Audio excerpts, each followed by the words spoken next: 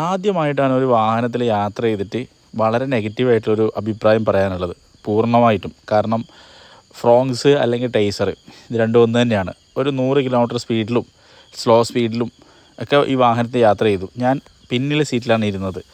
അപ്പോഴാണ് ആ ഞെട്ടിക്കുന്നൊരു അവസ്ഥ എനിക്ക് മനസ്സിലായത്. ഒരു 9 ലക്ഷം മുതൽ 16 ലക്ഷം വരെയൊക്കെ വില വരുന്ന വാഹനമാണ്. അതിൽ 2 ലക്ഷത്തോളം രൂപ ടാക്സ് വരുന്നുണ്ട് ഫുൾ ഓപ്ഷൻ വരുമ്പോൾ. ബാക്കി 12 ലക്ഷം രൂപ നമുക്ക് ഈ വാഹനത്തിന് വെറുത്ത് വെക്കുകയാണെങ്കിൽ ഇതാ ഹെഡ് റൂം സ്പേസ് ഇത്ര കൺജസ്റ്റഡാണ്. എന്നെപ്പോലത്തെ ഒരാൾക്ക് റിയർ എ സി വെൻ്റ് ഉള്ളതും ഭയങ്കരമായ ഒരു പോസിറ്റീവായിട്ട് തോന്നി. യാത്രയിൽ ദൂരയാത്രയിൽ ഒരു 200 കിലോമീറ്ററോളം ട്രാവൽ ചെയ്തു. ഇതാ ലെഗ് റൂം സ്പേസ് ഇത്രയേ ഉള്ളൂ. ലെഗ് റൂം സ്പേസ് കുഴപ്പമില്ല, പക്ഷേ തൈ സപ്പോർട്ട് വളരെ മോശമായിരുന്നു.